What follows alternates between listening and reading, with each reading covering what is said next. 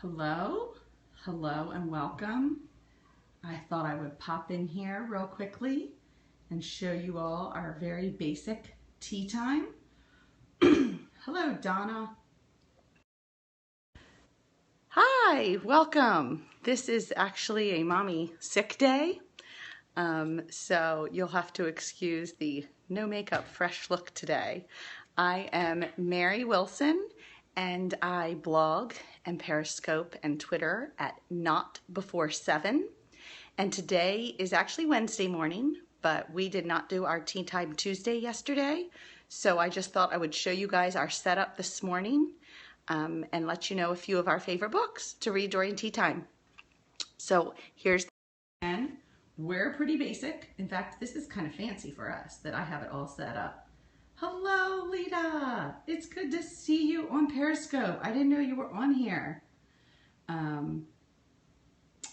Anyway, this is our little setup. We don't always have such a fancy setup, but I did get these little cups at Pier 1, and then we found these little dishes in Target clearance. And today we have some pumpkin bread and some brownies to eat. And my kids do not like tea, even with lots of sugar.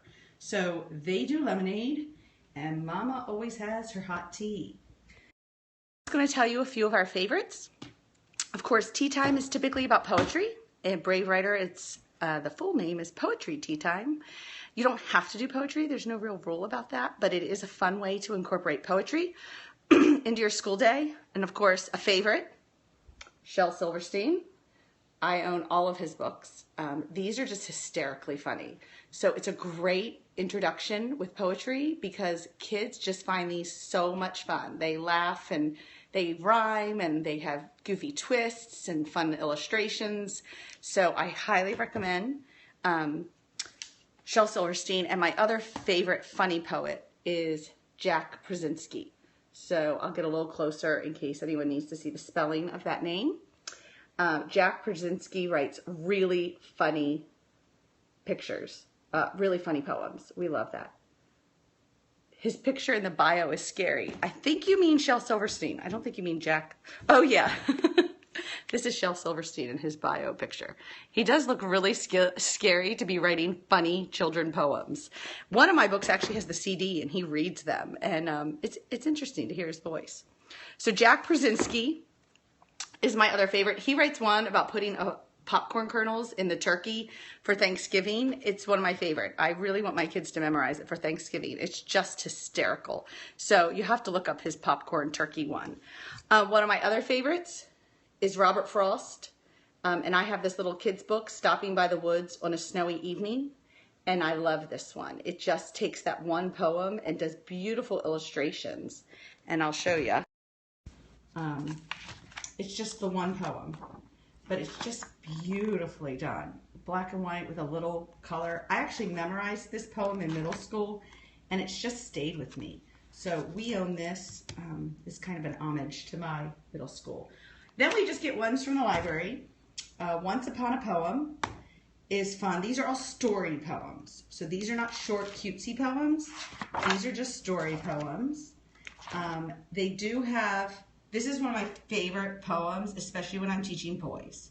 This is A Good Poem by Roger McGall. It's in the front. It's just perfect for boys.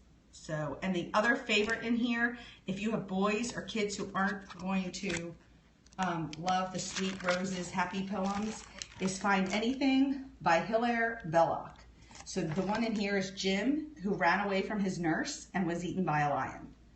I love Hilaire Belloc, and my library in Maryland actually had entire books of his poetry, but you can find them online too, so I suggest Hilaire Belloc.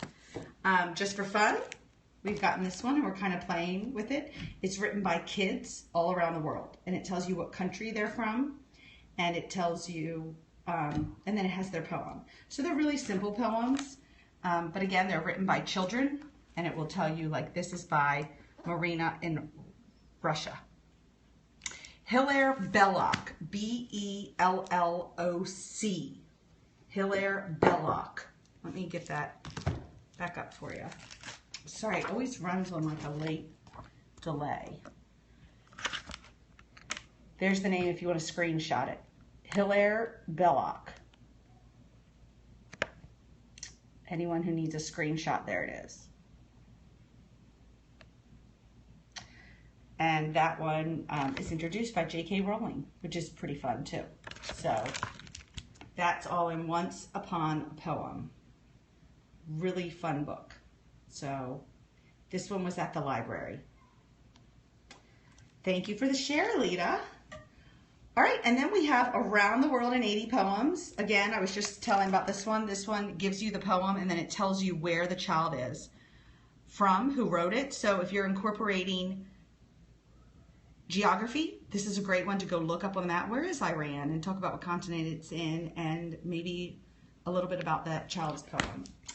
Finally, this is one I picked up if you want to get into the more serious poetry. This has your classic Emily Dickinson, Maya Angelou, Lewis Carroll, E.E. Cummings, William Blake, Edward Lear. And so every now and then I'll throw one of these in for the kids too and talk about a poem that has a little more meat on it. But please keep in mind, Poetry Tea Time is supposed to be fun. So if you haven't done it, start out easy, read one poem. Talk about expected behavior, practice being fancy and formal at tea, and then build up to where the kids bring poetry to share. My kids sometimes have written poetry and they want to bring and share it at tea time, or they just bring their favorite poem book, and I encourage that, but I don't force it. It's just meant to be kind of the highlight of the week where the kids are going, when do we have tea time? Not something where they're like, ugh, we have to sit and hear mom drone on for 20 minutes. Nothing like that. So try to look at it as like a fun part of your school day and something where you're just having a good time. And I'll show you, sometimes we need a break from poetry, but I still like to do something we don't do in regular school. So I don't typically just read aloud a book. You're welcome, Lita. Yes, I agree. A lot of education is weak in poetry. We also have done this Usborne Stories from Shakespeare. And oh my goodness, I was impressed by how much my kids they didn't want me to stop reading A Midsummer Night's Dream. So this has been a great one. I actually bought this used on Amazon, and you can see the tales that are in there. And my kids, we started with A Midsummer Night's Dream, and they loved it. They found it hysterical. So I have loved this. It's just an introduction to Shakespeare not being so scary for them. So that's another great one that sometimes when we're just need a little break from the poetry, we pull out the tales from Shakespeare. In fact, I think that's what we're going to do today. And we're going to go ahead and start Macbeth or Hamlet. I'd like to do a historical one, more of a story. So that's our poetry tea time. In a moment, I'm going to call up the kids and we'll go ahead and get started. But I just thought I'd pop in because I have had people write me questions about what poems we use and how they do it. So I just always encourage people to start with someone really fun. Start with 1 or 2 poems. Don't expect your kids to sit through a full 20 minutes of poetry right away. So I will show that picture one more time. I have a question about it. It is Stories from Shakespeare. I don't know if it's at the library up there, Lita.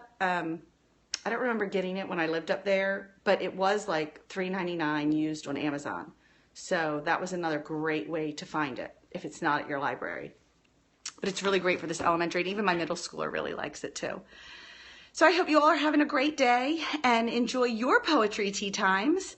Thanks for popping in, and I know I love to search that hashtag on Instagram, Brave Scopes and Enchanted Scopes, and see what you guys are doing to bring enchantment to your homeschools.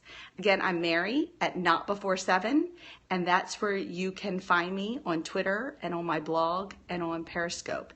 And for those of you in Raleigh, Donna just had a great idea. It'd be really fun to do a meetup at Panera, or one of our favorites is actually Main Street Grill here in Wake Forest too. They have some really fun desserts, and do a group poetry tea time. I think we'll have to schedule that, Donna. That would be really fun. All right, thanks a lot, everyone, and enjoy your day. Bye-bye. Thanks for the hearts.